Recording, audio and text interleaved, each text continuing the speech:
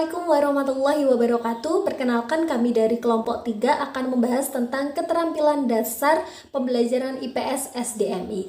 Perkenalkan, saya Aziza Mutahara akan membawakan materi tentang keterampilan membuka dan menutup pembelajaran. Untuk yang pertama, membuka pembelajaran. Menurut Hasibuan, membuka pelajaran adalah kegiatan yang dilakukan oleh guru untuk menciptakan suasana peserta didik siap mental dan untuk menimbulkan perhatian siswa agar terpusat pada pembelajaran IPS. Jadi, yang dimaksudkan di sini lebih terfokus pada pembelajaran IPS. Kaitannya dengan pengertian tersebut, ada 4 komponen penting. Yang pertama yaitu ada komponen menarik perhatian. Hal yang perlu diperhatikan dalam upaya menarik perhatian peserta didik adalah pola interaksi, yang mana jika memakai pola interaksi monoton biasanya tidak berhasil memikat perhatian peserta didik untuk waktu yang lama. Oleh sebab itu perlu pemberian pola interaksi dalam berbagai variasi. Kemudian untuk komponen yang kedua yaitu menumbuhkan motivasi belajar. Untuk membangkitkan rasa ingin tahu dalam diri setiap peserta didik, guru dapat melakukan berbagai kegiatan, seperti contohnya yaitu bercerita, yang dapat menimbulkan rasa penasaran dan pertanyaan. Kemudian dalam pemberian kesempatan, lempar pertanyaan kepada siswa. Kegiatan tersebut merupakan salah satu kegiatan yang cukup efektif untuk menumbuhkan motivasi belajar peserta didik. Untuk yang ketiga yaitu komponen pemberian acuan atau rambu-rambu. Pemberian rambu-rambu ini salah satu usaha untuk mengemukakan secara spesifik dan singkat serangkaian alternatif yang memungkinkan peserta didik memperoleh gambaran yang jelas mengenai hal-hal yang akan dipelajari dan cara yang hendak ditempuh ketika mempelajari materi pembelajaran. Untuk yang keempat yaitu komponen pembuatan kaitan. Untuk membuat kaitan dalam membuka pelajaran, guru dapat melakukannya dengan materi yang telah dikuasai peserta didik. Jadi seperti pancingan, ya seperti pemanasan. Di samping tersebut juga perlu dikaitkan dengan pengalaman dan juga minat peserta didik. Materi selanjutnya yaitu menutup pembelajaran. Keterampilan menutup pembelajaran itu adalah kegiatan yang dilakukan guru untuk mengakhiri kegiatan inti pembelajaran yang dimaksudkan untuk memberikan gambaran menyeluruh tentang apa yang telah dipelajari siswa, mengetahui tingkat pencapaian siswa, juga tingkat keberhasilan guru dalam proses belajar mengajar. Antara lain dengan cara merangkum kembali bahan yang disampaikan dan mengadakan evaluasi tentang bahan yang baru diajarkan. Baik, untuk selanjutnya akan saya lanjutkan dengan saya Ambar Kusuma Astuti akan melanjutkan memaparkan materi keterampilan menjelaskan dan keterampilan bertanya. Untuk yang pertama kita membahas tentang keterampilan menjelaskan. Keterampilan menjelaskan bukan hanya sebatas kemampuan menguasai materi, namun juga menyajikan materi sehingga bisa ditangkap oleh siswa dan dikembangkan dalam minat siswa untuk keterlibatan dalam pembelajarannya. Keterampilan menjelaskan merupakan salah satu keterampilan dasar dalam mengajar yang sangat penting. Dari situ, siswa bisa mengetahui segala macam pengetahuan yang belum dapat mereka perjelas dari suatu buku. Keterampilan menjelaskan sangat penting dan harus dikuasai oleh seluruh guru dan calon guru. Keterampilan menjelaskan ada tujuannya. Tujuannya yang pertama membantu siswa untuk memahami suatu konsep. Yang kedua, membimbing siswa ketika tanya jawab. Yang ketiga, meningkatkan keterlibatan siswa dalam memecahkan suatu masalah melalui cara berpikir yang sistematis.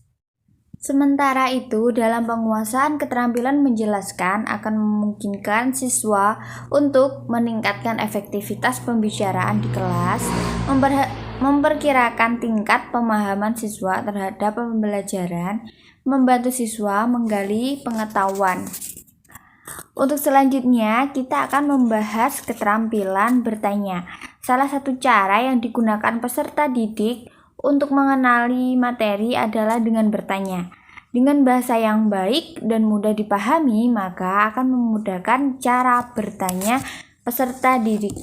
Dengan begitu, guru harus menerapkan strateginya supaya siswa mau bertanya apa yang belum dipahaminya selama proses pembelajaran berlangsung, seperti melakukan dorongan agar siswa bekerja kelompok, saling bertukar pikiran dengan temannya mungkin, terus selalu meminta alasan untuk jawaban yang diberikannya, mendorong peserta didik menemukan konsep permasalahan dan mencari jalan keluarnya, menggunakan sarana prasarana pembelajaran yang membuat enjoy atau santai dalam proses pembelajaran oleh siswa. Perkenalkan, nama saya Yusi Indraswari dengan nomor NIM 12205193010. Akan menjelaskan tentang keterampilan mengadakan variasi. Variasi dalam kegiatan belajar mengajar dimaksudkan sebagai proses perubahan dalam pengajaran yang dapat dikelompokkan menjadi 3 kelompok atau 3 komponen. Apa saja itu? Yang pertama yaitu variasi cara mengajar guru. Terdiri dari penggunaan variasi suara atau teacher voice, pemusatan perhatian peserta didik atau focusing, kesenyapan atau kebisuan guru, teacher silence, mengadakan kontak pandang dan gerak, eye contact and movement, variasi gerakan badan dan mimik wajah atau variasi dalam ekspresi wajah guru, dan pergantian posisi guru dalam kelas, serta gerak guru atau disebut teacher's movement. Yang kedua yaitu variasi dalam penggunaan media dan alat pengajaran. Media dan alat pengajaran bila ditinjau dari indera yang digunakan dapat digolongkan ke dalam 3 bagian, yakni dapat didengar, dilihat, dan juga diraba. Variasi penggunaan alat antara lain yaitu variasi alat atau bahan yang dapat dilihat, namanya visual aids. Yang kedua, variasi alat atau bahan yang dapat didengar, auditive aids. Yang ketiga, variasi alat atau bahan yang dapat diraba atau motorik. Dan terakhir, variasi alat atau bahan yang dapat didengar, dilihat, dan diraba, audiovisual aids. Yang ketiga yaitu variasi pola interaksi dan kegiatan peserta didik. Pola interaksi guru dengan murid dalam kegiatan belajar mengajar sangat beraneka ragam coraknya. Penggunaan variasi pola interaksi dimaksudkan agar tidak menimbulkan kebosanan, kejenuhan, serta untuk menghidupkan suasana kelas demi keberhasilan peserta didik dalam mencapai tujuan. Keterampilan memberi penguatan. Keterampilan memberi penguatan merupakan suatu alat pendidikan yang menyenangkan, berupa pujian, hadiah, dan tanda penghargaan yang bertujuan untuk memperkuat tingkah laku anak didik yang sudah baik, sukses dalam belajar, serta berprestasi yang diberikan sebagai imbalan atas prestasinya.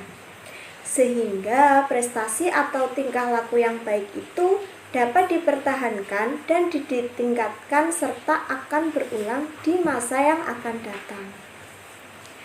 Di sini Bapak Darmadi menjelaskan beberapa manfaat penguatan bagi siswa dalam proses pembelajaran. Apa saja itu?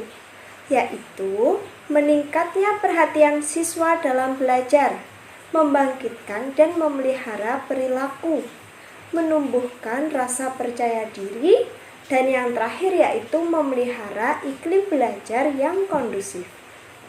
Keterampilan memberikan penguatan terdiri dari beberapa komponen yang perlu dipahami dan dikuasai.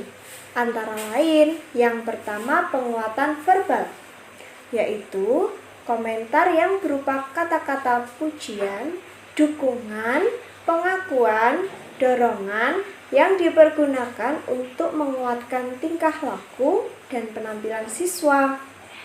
Penguatan jenis ini dapat berupa kata-kata dan kalimat. Misalnya, benar, bagus, hebat, pintar, ya, tepat, dan lain-lain. Yang kedua yaitu penguatan nonverbal. Terdiri dari penguatan berupa mimik dan gerakan badan, seperti ekspresi wajah yang manis, bangga, senyuman, kerlingan mata, anggukan kepala, anjungan jempol, dan tepukan tangan. Yang kedua, penguatan dengan cara mendekati. Mendekatnya guru kepada siswa untuk menyatakan perhatian dan kesenangannya terhadap pekerjaannya, tingkah laku, atau penampilan siswa. Selanjutnya yaitu penguatan dengan sentuhan, yaitu dapat berupa menepuk-nepuk bahu atau pundak siswa, menjabat tangan siswa, atau mengangkat tangan siswa yang menang dalam pertandingan.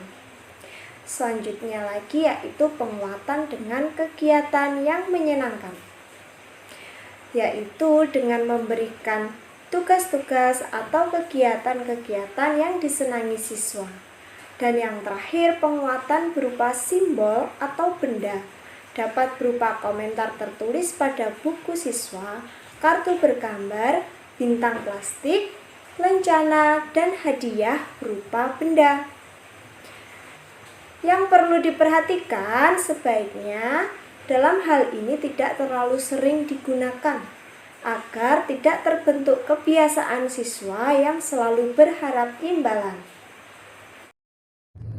Perkenalkan, nama saya Fika Faturrahmah. Di sini saya akan menjelaskan tentang keterampilan membimbing diskusi dan keterampilan mengelola kelas.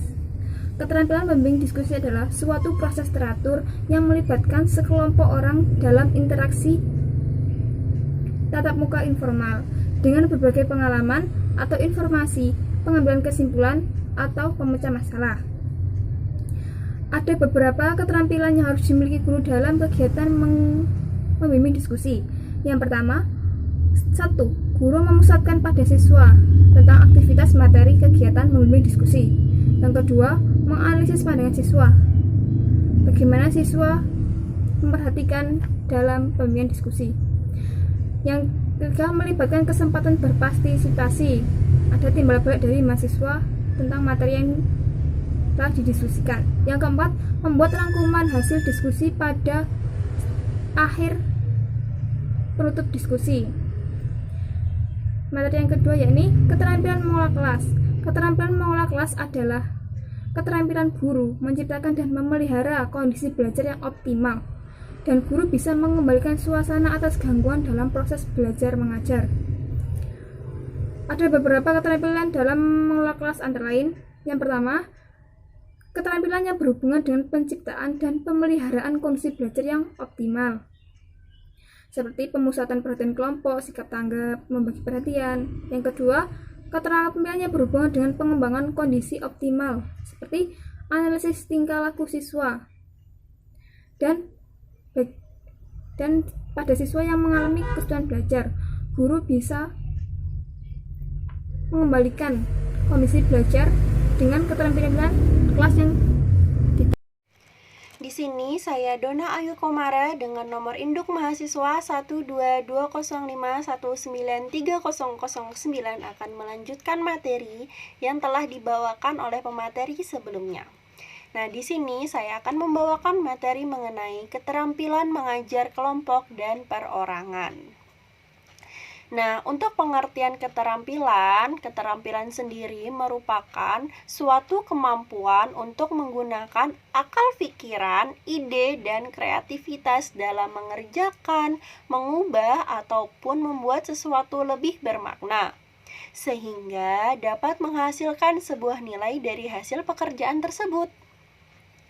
Nah, untuk keterampilan mengajar kelompok dan perseorangan, ia sendiri berarti sebuah kemampuan guru, instruktur, Widya Iswara dalam mengembangkan terjadinya hubungan interpersonal yang sehat dan akrab antara guru siswa maupun antara siswa dan siswa, baik dalam kelompok maupun perseorangan. Nah, menurut Dadang Sukiman dan Mamat Kasmat, di dalam bukunya, pembelajaran Miko mengajar kelompok dan perorangan adalah salah satu cara yang dapat dilakukan oleh guru untuk dapat memfasilitasi sistem pembelajaran yang dibutuhkan oleh siswa, baik secara klasifikasi maupun individu. Keterampilan mengajar kelompok dapat dilakukan dengan yang pertama, mengembangkan keterampilan dalam mengorganisasikan dengan memberikan motivasi yang dapat membuat variasi dalam pemberian tugas. Yang kedua, dapat membimbing dan mempermudah belajar yang mencakup penguatan, proses awal, supervisi, dan interaksi pembelajaran. Nah, selanjutnya yang ketiga, perencanaan penggunaan ruangan. Yang keempat, pemberian tugas yang jelas, menantang, dan juga menarik.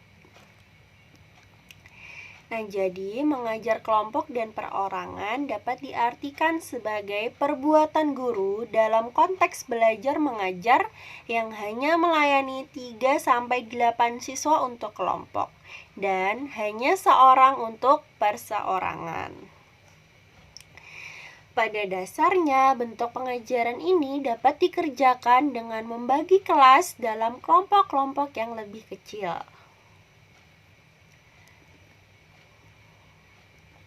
Nah, jadi pembelajaran perseorangan atau individual adalah pembelajaran yang paling humanis untuk memenuhi kebutuhan dan interes siswa.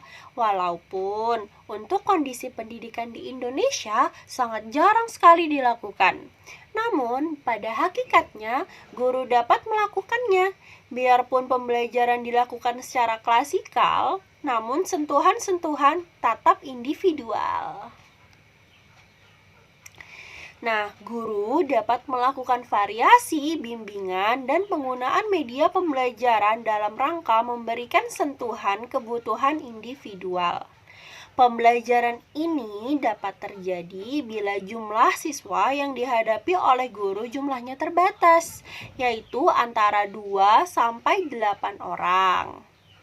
Nah, hakikat pembelajaran perseorangan sendiri ialah yang pertama, terjadinya hubungan interpersonal antara guru dengan siswa dan juga siswa dengan siswa. Yang kedua, siswa belajar sesuai dengan kecepatan dan kemampuannya masing-masing. Yang ketiga, siswa mendapat bantuan dari guru sesuai dengan kebutuhannya. Dan yang terakhir alias yang keempat, siswa dilibatkan dalam perencanaan kegiatan pembelajaran. Nah, dalam praktek pengajarannya, prinsip individualitas bisa digunakan guru dalam beberapa cara, antara lain memberikan tugas-tugas individual kepada pelajar agar belajar secara mandiri, sesuai dengan caranya sendiri, ataupun guru membuat kelompok-kelompok belajar atas dasar kemampuan pelajar yang relatif sama. Nah, menerapkan cara belajar tuntas, mengembangkan proses belajar mandiri seperti dengan modul, memberi kesempatan kepada pelajar untuk membuat kebebasan belajar, sehingga pelajar bebas mempelajari bahan sesuai dengan kemampuan dan kepentingannya masing-masing.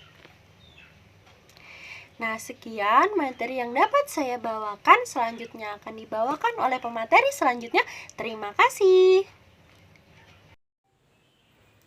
Baik, saya Siti Khalifatul Latifah dengan nomor NIM 12205193291. Di sini saya akan menjelaskan poin yang terakhir, yaitu konsep generalisasi dan isu dalam ilmu pengetahuan sosial. Nah, IPS adalah mata pelajaran yang mengkaji seperangkat peristiwa, fakta, konsep, dan generalisasi yang berkaitan dengan isu-isu sosial. Melalui mata pelajaran tersebut, murid diarahkan untuk menjadi warga Indonesia yang demokratis dan bertanggung jawab, serta warga negara yang cinta damai. Yang pertama, saya akan membahas tentang fakta. Fakta merupakan struktur penting dalam ilmu karena dari fakta yang ada dapat membentuk suatu konsep dan generalisasi. Fakta merupakan sebuah peristiwa yang benar-benar terjadi. Suatu peristiwa bisa disebut fakta apabila yang pertama, peristiwa itu benar-benar terjadi. Yang kedua, dapat dibuktikan. Yang ketiga, peristiwa tersebut diyakini kebenarannya. Nah, fakta dalam ilmu pengetahuan sosial merupakan semua peristiwa atau kejadian yang terjadi dalam lingkungan sosial. Misalnya, peristiwa banjir, tsunami, gempa bumi, pembangunan jembatan, dan krisis moneter. Kejadian itu disebut fakta IPS karena semua kejadian tersebut berhubungan dengan manusia, yang mana manusia merupakan unsur pokok dalam ilmu pengetahuan sosial. Selanjutnya yaitu tentang konsep. Konsep merupakan suatu ide yang menggambarkan hubungan antara dua atau lebih fakta, seperti konsep kebutuhan manusia yang berkaitan dengan berbagai hal, misalnya pakaian, makanan, keselamatan, dan pendidikan.